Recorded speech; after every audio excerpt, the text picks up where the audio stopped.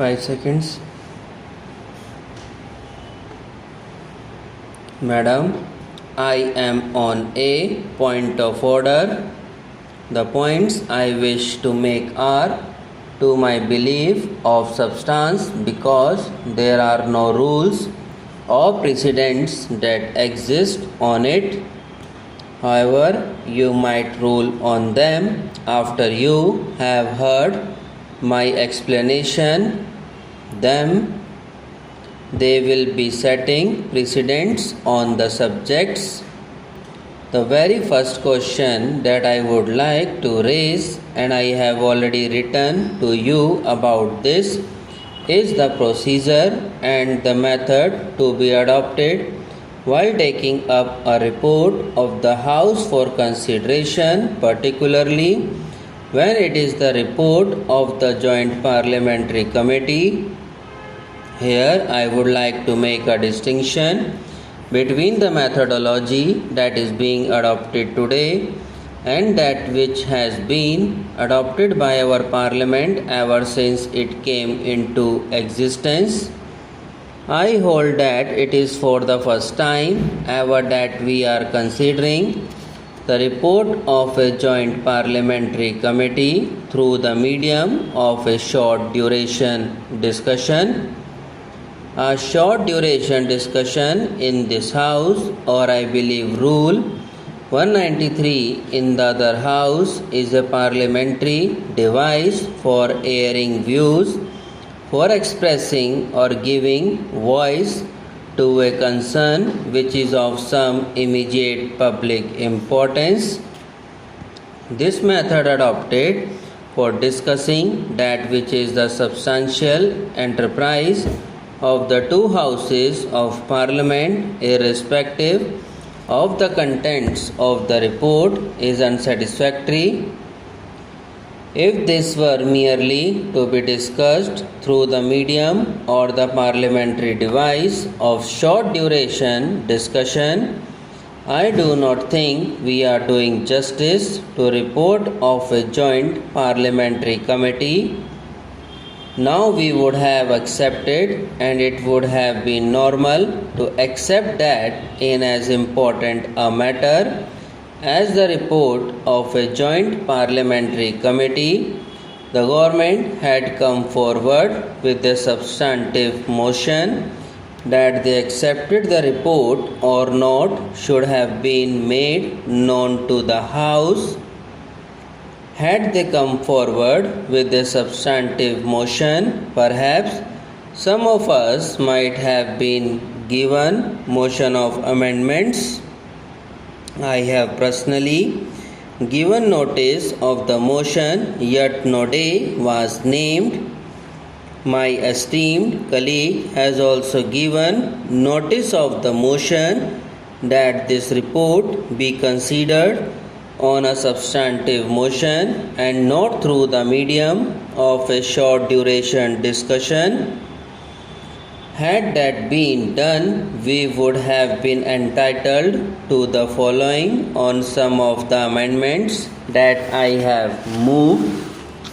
Sir, I come to another provision. In the statement of objects and reasons, one of the objects mentioned is reducing unnecessary cost or burden by requiring companies to attach only an abridged form of prospectus to the application form. I would like to know specifically from the Honorable Minister which section of companies has represented that the cost of printing the balance sheet is prohibitive and they want to reduce it.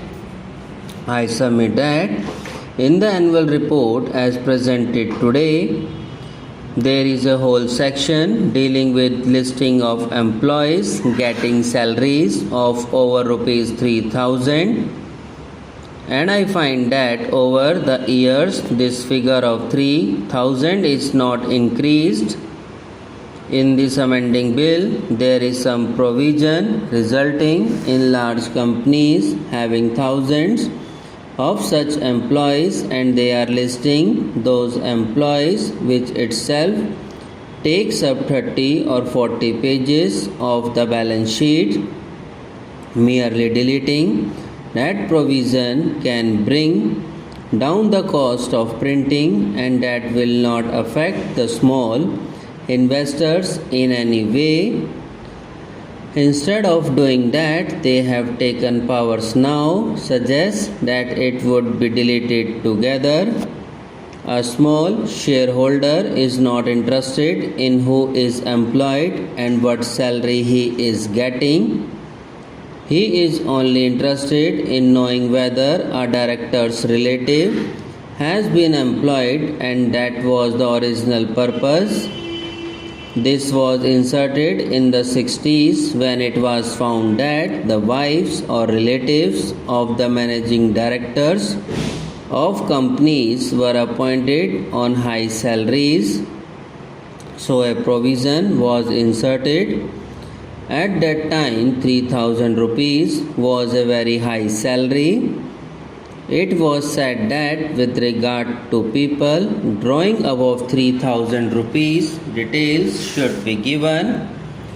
Today, the law should be amended to the effect that if the director's relatives or those connected with the companies are employed by the company, details should be given.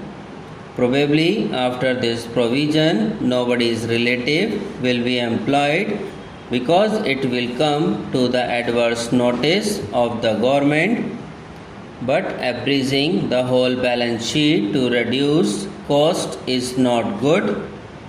We are seeing larger corporations, instead of just giving information as required by the Companies Act, printing fancy balance sheets, color photographs, offset printing, etc. Certainly they are not worried about the cost.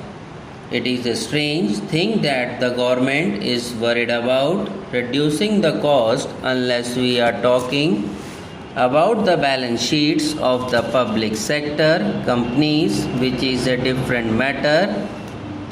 But the companies which are doing so take pride in printing color balance sheets, and it cannot be their representation. And in the name of reducing cost, you cannot bar vital information for us.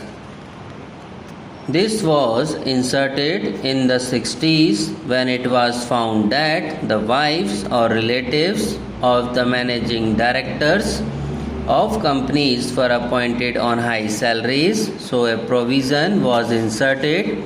At that time, 3,000 rupees was a very high salary. Subscribe now and press the bell icon. Never miss an update.